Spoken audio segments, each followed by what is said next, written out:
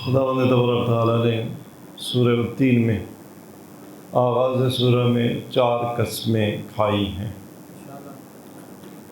اور ان کے بعد ایک مطلب بیان کیا ہے۔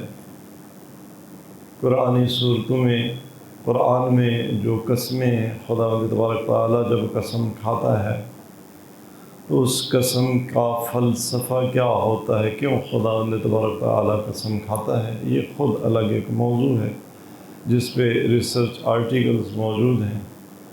لیکن ایک جملہ، ایک وجہ، ایک سبب جو مفسرین نے بیان کیا ہے وہ یہ کہ قرآن کریم کی جو قسمیں ہیں ان میں قسم اور بعد والی بات، اس کے درمیان ایک رابطہ ہوتا ہے، اور چہ بسا یہ جو قسم کھائی گئی ہے اس قسم کے بعد جو مطلب بیان ہوتا ہے، اس قسم کو اگر سمجھا جائے، اسے کھولا جائے، تو یہ قسم اس بعد والے کلیم کی، اس بعد والے مدعا کی، اس بعد والی بات کی دلیل ہوتی ہے۔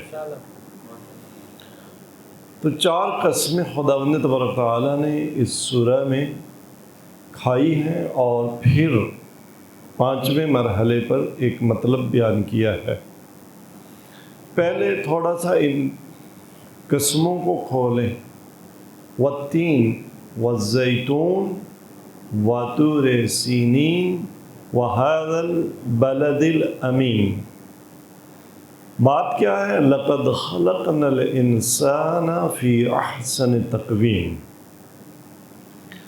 انجیر کی قسم، والتین انجیر کی قسم، والزیتون اور زیتون کی قسم، وطور سینین اور سینین کے طور کی قسم، وہذا البلد الامین اور اس پرامن دھرتی کی قسم۔ لقد خلقنا الانسان فی احسن تقویم، بے شک شیورلی ہم نے انسان کو خلق کیا ہے فی احسن تقویم، بہترین ساخت میں۔ یہ کلیم ہے، یہ مدعا ہے جو قرآن بیان کر رہا ہے کہ ہم نے انسان کو بہترین ساخت میں خلق فرمایا ہے، یعنی انسان کی جو ساخت ہے اس سے بہتر ساخت ممکن ہی نہیں ہے۔ عالم امکان میں جو آخری بہترین سٹرکچر بنایا جا سکتا تھا، جو سب سے ٹاپ کوالٹی کی یہ جو ساخت ہے یہ ممکن تھی، وہ اس پر ہم نے انسان کو خلق فرمایا ہے۔ یہ ہے کلیم، یہ ہے مدعا قرآن۔ اس سے پہلے ہیں 4 قسمیں۔ پہلی قسم والتین، انجیر کی قسم۔ انجیر کیا ہے؟ انجیر کے بارے میں معروف ہے کہ قدیم یونان اور روم میں وہاں کے اطباء، مثلا جالینوس حکمت میں ایک بہت بڑا نام ہے، تو یونان کے پہلوانوں کے لیے مخصوص مقوی غذا جو پہلوان کو پہلوان بناتی تھی، جو اسے طاقت عطا کرتی تھی، وہ جالینوس انجیر سے بناتا تھا۔ روم کے پہلوانوں کی بھی غذا انجیر تھی، اور انجیر کے بارے میں امام رضا علیہ السلام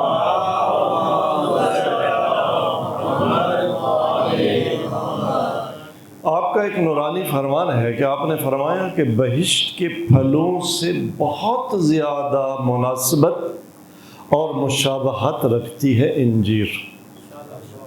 اس دنیا کے پھلوں میں بہشتی پھلوں کے قریب ترین جو پھل ہیں ان میں ایک پھل یہی انجیر ہے۔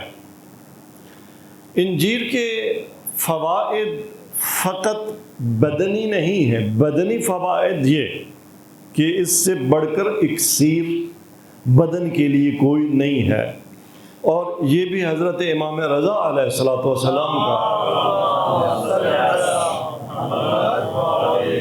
نورانی فرمان ہے کہ انجیر منہ کی بدبو کو دور کرتی ہے۔ سم ٹائمز ہماری توجہ نہیں ہوتی، لیکن منہ کی بدبو ایک ایسی بدبو ہے جو انسان کو خود کو پتہ نہیں چلتا، لیکن اس کے ساتھیوں کو بہت تکلیف ہوتی ہے، بہت اذیت دیتی ہے۔ تو ہمیں معلوم ہو یا نہ ہو، بالآخر ہمارے منہ سے، ہماری گفتگو سے ساتھ بیٹھے ہوئے کو تکلیف نہ پہنچے، اذیت نہ پہنچے، منہ سے خوشبو آئے۔ گفتگو کر رہے ہیں، ساتھ والے کو ہمارے دہن سے، ہمارے منہ سے بدبو نہ آئے، تو اس کے لیے کیا کیا جائے؟ تو 8ویں امام کا نسخہ آپ نے فرمایا انجیر منہ کی بدبو کو دور کرتی ہے۔ بعض لوگوں کے مسوڑوں سے خون آتا ہے، مسوڑے مضبوط نہیں ہوتے، آپ نے فرمایا انجیر مسوڑوں کو اور ہڈیوں کو مضبوط کرتی ہے۔ آپ نے فرمایا کہ انجیر ہر درد کی دوا ہے، اور انجیر کے ہوتے ہوئے کسی دوا کی ضرورت نہیں ہے۔ ہماری بدقسمتی یہ ہے کہ ہم نے اسلامک لائف سٹائل چھوڑ دیا، ہماری تہذیب، ہمارا کلچر بدل گیا، ہمارے دسترخوان کا، ہمارے کھانوں کا کلچر ہی بدل گیا۔ ہمارے دسترخوان پر جب تک کولڈ ڈرنک نہ ہو، ہمارے دسترخوان پر جب تک انواع و اقسام کے وہ پکوان نہ ہوں جن کا اسلامی کلچر کے ساتھ کوئی خاص تعلق نہیں ہے، ہمارے دسترخوان پر جب تک اسرائیلی مصنوعات نہ رکھ دی جائیں تو ہمارا دسترخوان ادھورا ہے۔ لیکن مسلمان امام رضا کے ماننے والے، تیرے دسترخوان پر انجیر نہ ہو تو تیرا دسترخوان ادھورا ہونا چاہیے،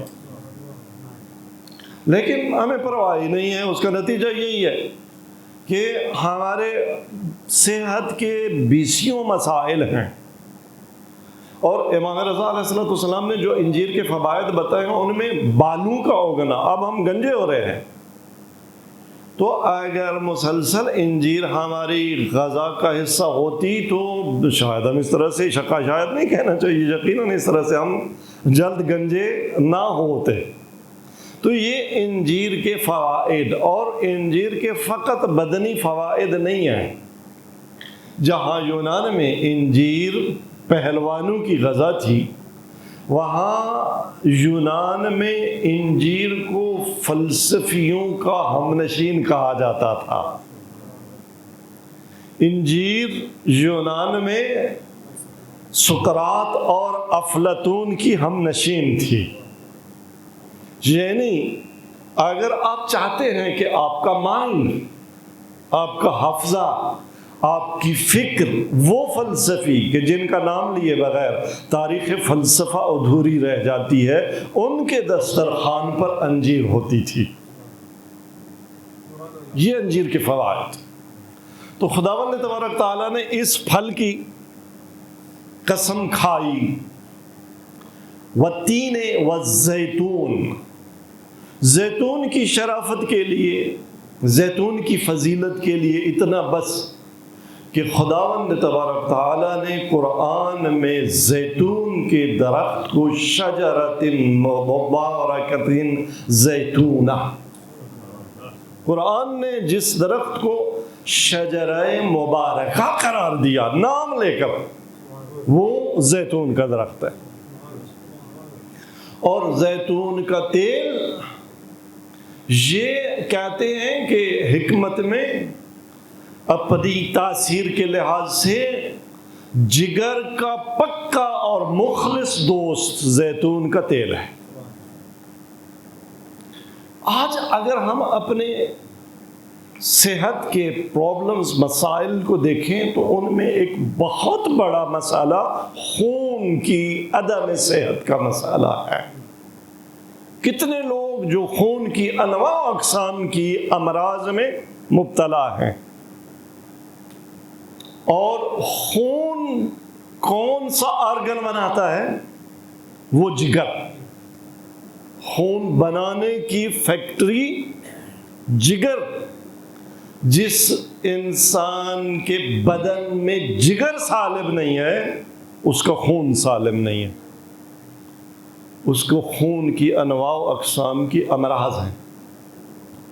اور صرف ایک دن کے اگر کوئی اعداد و شماریات لے لے کہ آج کے دن میں اس دنیا میں یا ایک سال پہلے آج کی تاریخ میں اس دنیا میں کتنے لوگ ہارٹ اٹیک سے ایک دن میں مرے.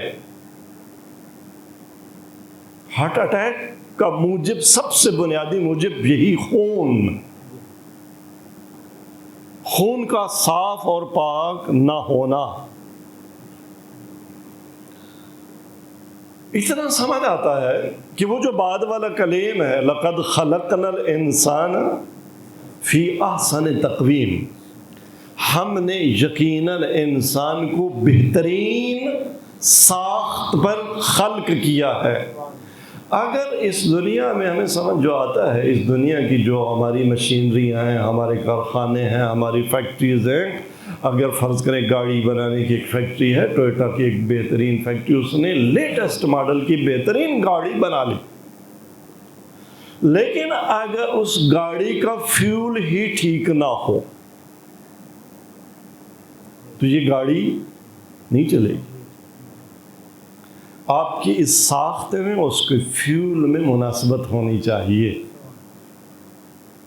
تو جہاں انسان کی تقویم سب سے افضل، وہاں اس تقویم کو باقی رکھنے کا فیول بھی خدا نے انجیر و زیتون بنا دیا.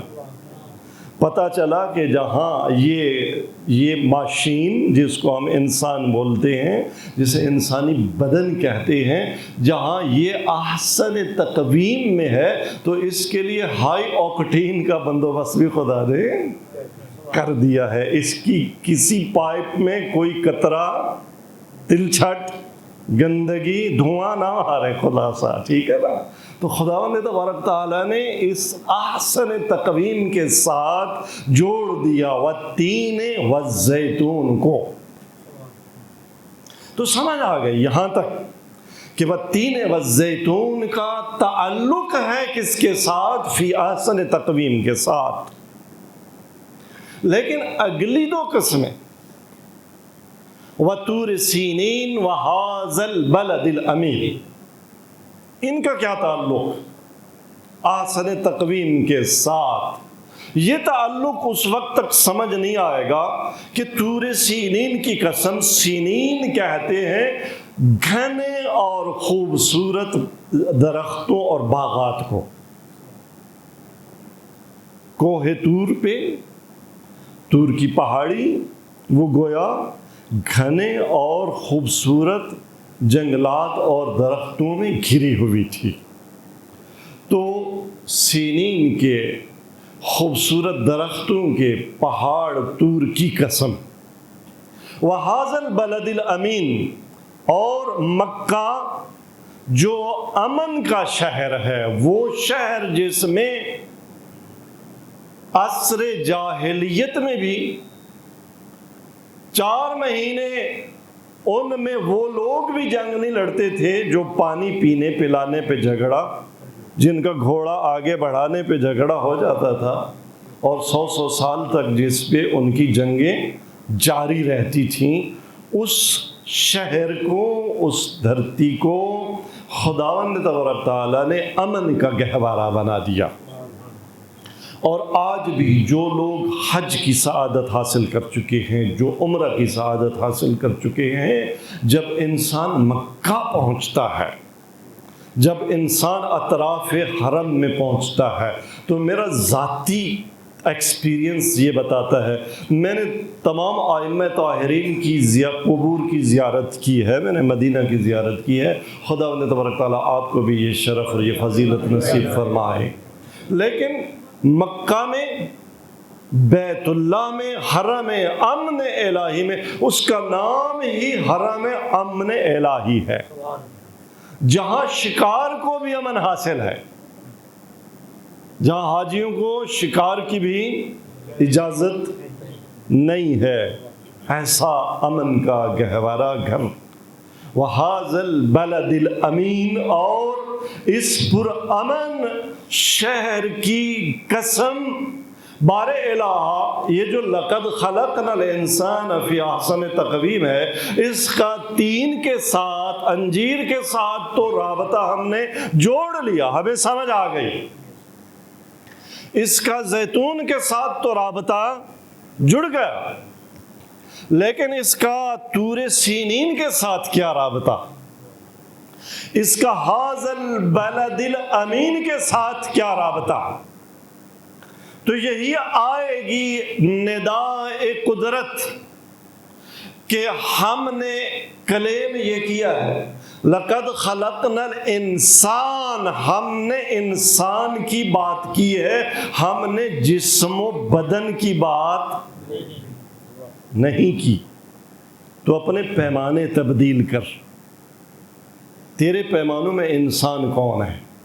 تیرے پیمانوں میں انسان صرف بدن ہو سکتا ہے، تیرے پیمانوں میں انسان صرف دماغ ہو سکتا ہے، تیرے پیمانوں میں انسان صرف اعصاب کا نظام ہو سکتا ہے، تیرے پیمانوں پر انسان صرف نظام انہضام ہو سکتا ہے، تیرے پیمانوں پر انسان خون کا اور رگوں اور پٹھوں کا نظام ہو سکتا ہے، لیکن ہمارے پیمانوں میں انسان صرف یہ نہیں ہے۔ یہ باڈی ہے، انسان کی انسانیت اس کی روح، اس کے نفس، اس کے سول سے ہے، اور انسان مجموعہ ہے باڈی اینڈ سول کا، بدن اور روح کا۔ جہاں ہم نے انسان کے بدن کو بہترین ساخت بنایا، اس سے اچھا کوئی کاریگر، کوئی نقش نگار ناک کی جگہ معین نہیں کر سکتا تھا، آنکھ کے عدسے فٹ نہیں کر سکتا تھا، کان کے پردے اور جھلیاں نہیں بنا سکتا تھا، جگر کے کنارے نہیں گھڑ سکتا تھا، دل کا نظام نہیں گھڑ سکتا تھا، اور ہم نے اس بدن کے ساتھ زیتون اور انجیر کو جوڑا اور باقی مقوی غذاؤں کو جوڑا، تو ہم نے فقط انسان کو اس بدن میں خلاصہ نہیں کیا۔ یہ انسان تب انسان بنتا ہے جب اس کی بدن پر حاکم اس کی مجرد روح ہو، تب انسان بنتا ہے۔ تو ہم نے دونوں کا خیال رکھا ہے۔ اس کے بدن کے لیے جہاں ہم نے انجیر و زیتون و انواع و اقسام کے غلات و اناج اور پھل اور سبزیاں اور کیا کیا رکھ دی، تو اس کی روح کی غذا بھی کوئی چاہیے تھی، جو اس کی روح کو مستقیم اور پائیدار اور مضبوط اور صحت مند رکھے۔ تو وہ بندوبست، وہ آسمانی ہدایت کا بندوبست کبھی کوہ طور پر ہم نے کیا موسیٰ کے ساتھ بات کر، تو کبھی ہم نے مکہ پہ محمد مصطفیٰ پہ قرآن کی آیتیں نازل کر کے کیا۔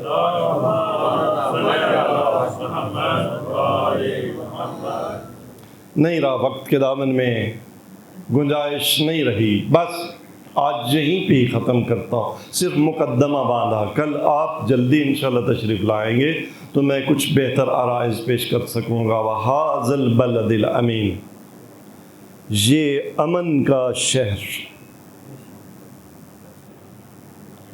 جو کافروں کے لیے بھی امن، جو مسلمانوں کے لیے بھی امن، جو نہ فقط انسانوں بلکہ حیوانوں کے لیے بھی امن۔ لیکن اگر نہیں امن کا شہر رہا یہ، تو زہرا کے لال کے لیے نہیں رہا۔ جسے حرم امن الہی میں بھی امن نہ ملا، جس نے اپنے بندے ہوئے احرام اپنے حج کو عمرہ میں اس لیے تبدیل کیا کہ کچھ لوگ احرام تلے خنجر لے کر آئے تھے، اور حسین کو شہید کرنے کے لیے آئے تھے۔ حسین نے اس حرم امن الہی میں پناہ لی تھی، لیکن نانا کی امت نے اس امن کے گھر میں بھی حسین کو پناہ نہیں دی۔ تبھی تو حسین نے کربلا کا رخ کیا، اور کربلا میں وہ شہادت پیش کی، وہ قربانی پیش کی کہ جس قربانی پر قربانی پیش کرنے سے بھی پہلے انبیاء روئے، اوصیاء روئے، اولیاء روئے، نانا رسول خدا روئیں، بابا علی مرتضیٰ روئے، ماں فاطمۃ الزہرا روئیں، بھائی حسن مجتبیٰ روئے، ائمہ طاہرین روئے، امام صادق روئے، امام کاظم روئے، امام رضا روئے۔ اہل منبر پڑھتے ہیں کہ اہل مدینہ محرم کا چاند دیکھتے نہیں تھے، انہیں یوں پتہ چل جاتا تھا جس رات جس شام امام صادق کے گھر سے رونے کی آواز بلند ہو جاتی، مدینہ والے سمجھ جاتے کہ آج یکم محرم کی شب ہو گئی،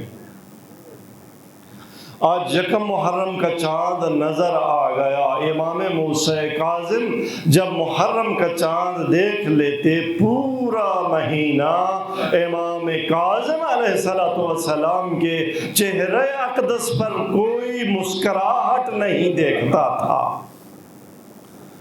اور کل یہ جو شام گزری، یہ جو یکم محرم کا چاند نظر آیا، امام رضا صحرا میں ابن شبیب کے ساتھ ایک دفعہ ابن شبیب نے دیکھا کہ امام رضا علیہ السلام نے بلند بلند رونا شروع کر دیا۔ پوچھا مولا کیا ہوا؟ فرمایا یا ابن شبیب تو نے نہیں دیکھا، افق پر محرم کا چاند نظر آ گیا۔ وہ مہینہ شروع ہو گیا جس مہینے میں ہمارے مولا آقا حسین کو اس طرح سے ذبح کیا گیا جیسے دمبے کو ذبح کیا جاتا ہے۔ یبن شبیب اگر رونا ہے، ان کنت باقیا علی شیء فابک علی جد الحسین، اگر کسی کا غم پر رونا ہے تو میرے جد حسین کے غم میں رو۔ میرے جد امجد حسین کو پیاسا ذبح کیا گیا، اور اکیلے حسین نہیں، میدان کربلا میں حسین کے ساتھ اولاد علی کے ایسے 18 لال ذبح کیے گئے کہ جن کی کائنات میں کسی ایک کی بھی نظیر اور مثال موجود نہیں تھی۔ وہ مہینہ شروع ہو گیا، وہ قربانی، وہ فرش عزا بچھ گیا جس پہ آپ آ گئے عزاداروں۔ وہ حسین مظلوم جن کی شہادت سے پہلے ان کی شہادت پر انبیاء روئے، آدم روئے۔ جب آدم کی توبہ قبول نہیں ہو رہی تھی، جبرائیل نے دعائے توبہ تعلیم کی اور اسماء خمسہ تعلیم دیے، تو آدم پڑھ رہے ہیں یا محمود بحق محمد، یا علی بحق علی، یا فاطر بحق فاطمہ، یا محسن بحق الحسن، لیکن جب حسین پر پہنچے تو آنکھوں سے آنسو جاری ہوئے، دل ٹوٹ گیا۔ کہا اے اخی جبرائیل یہ بتا یہ 5واں نام کیسا ہے؟ میں نے 4 نام لیے، میرے دل میں سرور بڑھتا گیا، جب یہ 5واں نام زبان پہ آیا میرا دل ٹوٹ گیا، میری آنکھوں سے اشک رواں ہو گئے۔ راز کیا ہے؟ اس وقت جبرائیل نے بتایا اے آدم یہ تیری لال سے آخری نبی کا وہ نواسا ہے جو میدان کربلا میں اتنا پیاسا ہوگا کہ حسین کو آسمان نظر نہیں آئے گا، دھواں نظر آئے گا۔ اس پیاس کے ساتھ تیرے اس لال کو میدان کربلا میں شہید کیا جائے گا۔ آدم نے حسین پر عزاداری کی، عزاداروں نوح نے حسین پر عزاداری کی۔ جب نوح کا سفینہ میدان کربلا میں پہنچا، یہ سفینہ ڈگمگانے لگا، پوچھا بار الہ راز کیا ہے؟ جبرائیل نے آواز دی نوح تیرا سفینہ میدان کربلا میں آ گیا ہے، دشت بلا میں آ گیا ہے۔ یہ کیسی جگہ بتایا یہ وہ جگہ ہے جہاں نبی آخر الزمان کا نواسا حسین پیاسا ذبح کیا جائے گا۔ نوح نے حسین کا ماتم کیا، جناب ابراہیم کا گھوڑا جب میدان کربلا میں پہنچا گھوڑا ڈگمگایا، ابراہیم گرے، پیشانی پہ زخم آیا، بارے الہ کیا ہوا؟ خطاب آیا، ابراہیم تو میدان کربلا میں آ گیا ہے، تو دشت کرب و بلا میں آ گیا ہے۔ یہ وہ دشت کرب و بلا ہے جہاں حسین آخری نبی کا نواسا پیاسا ذبح کیا جائے گا۔ جناب ابراہیم نے حسین کا ماتم کیا، جناب موسیٰ انہوں نے حضرت امام حسین کا ماتم کیا، جناب عیسیٰ، جناب زکریا، جناب سلیمان، انبیاء نے امام حسین پر گریہ کیا۔ جناب اسماعیل کی بکریاں نہر فرات کا پانی نہیں پی رہی، چرواہے نے آ کر بتایا جناب اسماعیل کو کہ آپ کی بکریاں پیاسی ہیں لیکن نہر فرات سے پانی نہیں پی رہی۔ جناب اسماعیل نے پوچھا بار الہ راز کیا ہے؟ خطاب آیا خود بکریوں سے پوچھو۔ جناب اسماعیل نے بکریوں سے پوچھا، اے بکریوں تم نہر فرات کا پانی کیوں نہیں پی رہی؟ پیاسی تو ہو۔ فصیح زبان میں جواب دیا کہ اس نہر فرات کے کنارے آخری نبی کا نواسا حسین پیاسا ذبح کیا جائے گا۔ اے نبی خدا، جس پانی سے حسین پیاسا رہ جائے ہم وہ پانی نہیں پیئیں گی۔ عزادار و انبیاء روتے رہے لیکن کوئی اس طرح سے نہ رویا جیسے نانا رسول خدا روئے۔ ادھر حسین کا پاؤں اپنے کرتے کے دامن میں الجھا مسجد نبوی کے دروازے پر، ادھر حسین گرا، ادھر نبی سے منبر چھوٹا، دوڑ کر حسین کو اٹھایا، ایک جملہ کہتے آ رہے، عزیز علیہ، عزیز علیہ یا ابا عبداللہ، حسین مجھ سے برداشت نہیں ہوتا، حسین مجھ سے برداشت نہیں ہوتا، حسین مجھ سے برداشت نہیں ہوتا۔ یا رسول اللہ تجھ سے کیا برداشت نہیں ہوتا؟ حسین کا مسجد کے دروازے پر گرنا یا میدان کربلا میں زین ذوالجناح سے اپنے سینے میں ایسا تیر کھا کر جو پشت سے نکل جائے گا، حسین کافی دیر زین اور زمین کے درمیان رہ جائے گا، تجھ سے وہ برداشت نہیں ہوتا۔ نانا اس طرح سے روئے۔ جناب شیخ جعفر شوستری علیہ رحمہ لکھتے ہیں کہ نانا رسول خدا یہ عمل انجام دیا کرتے تھے، اے علی ذرا حسین کو تھام لو۔ علی حسین کو تھام لیتے، نانا رسول خدا پیشانی کا بوسہ لیتے اور روتے، پھر آنکھوں کا بوسہ لیتے اور روتے، پھر ہونٹوں کا بوسہ لیتے اور روتے، پھر دانتوں کا بوسہ لیتے اور روتے، پھر ٹھوڑی کا بوسہ لیتے اور روتے، پھر نہر کے مقام کا بوسہ لیتے اور روتے، پھر پسلیوں کا بوسہ لیتے اور روتے، پھر کہتے یا علی ذرا حسین کا کرتا ہٹا، اور جب علی حسین کا کرتا ہٹاتے اللہ کے نبی اپنا دہن مبارک حسین کے دل کے مقام پر رکھتے اور بلند بلند دھاڑے یا علی۔ مولا علی نے پوچھا یا رسول اللہ راز کیا ہے؟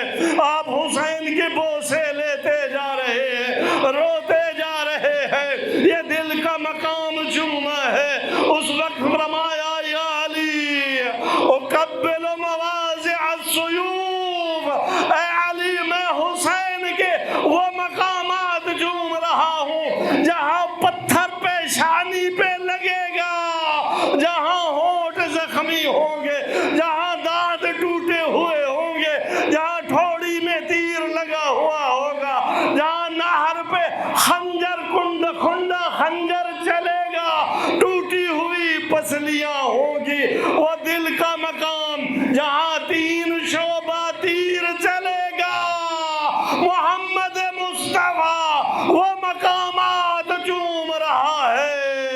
الا لعنت اللہ علی القوم الظالمین وسیعلم الذین ظلموا ای منقلب ینقلبون۔ یا کریم اللہ، یا بار الہ، ہماری یہ قلیل سی عبادت ہو، یہ